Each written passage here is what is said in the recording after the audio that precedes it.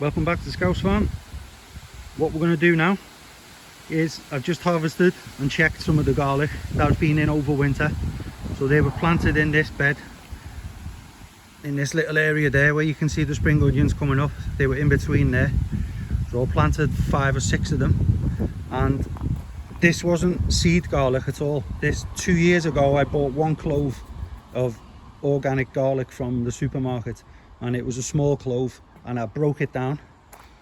You can see there I've just harvested some and it worked. So 2 years ago I planted the cloves and it made plants, and then I saved a couple of the bulbs from the plants I harvested last year and pulled off just the individual. As you can see with the garlic, it separates. These are only quite small, but they separate into cloves, which is obviously what you use when you're cooking. And if you place one of them in the ground, just poke it down to the fat bit to the bottom, the pointy bit to the top, it'll form a garlic plant. So you can see the leaves have yellowed now. It's probably gone a bit past its best, so I wanted to get it out today because it rained last night and the soil's loosened up a bit. You can see I'm wearing rubber gloves, and this is not for any particular reason other than I cannot stand the smell of garlic or onions, and I don't like it touching my fingers.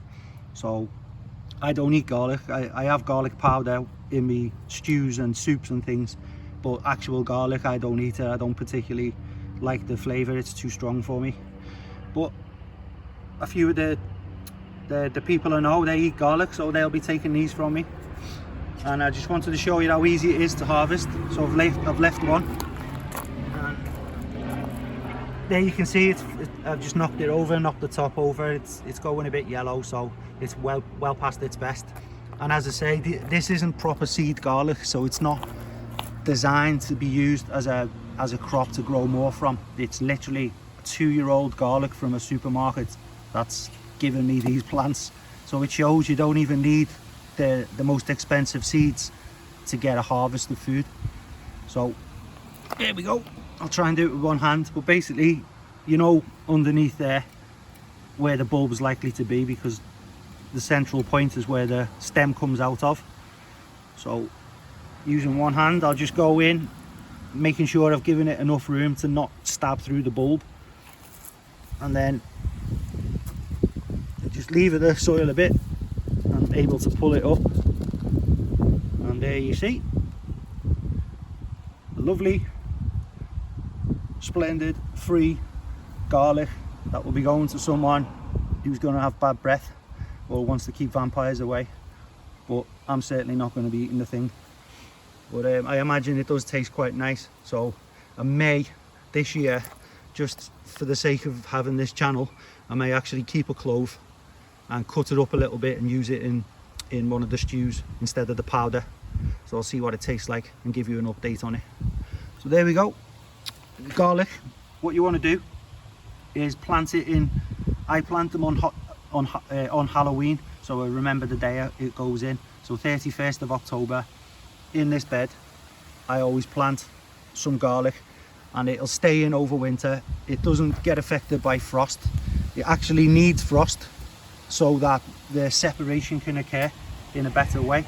So the frost does help the garlic, and come June, end of June, early July the following year, that's when you're harvesting.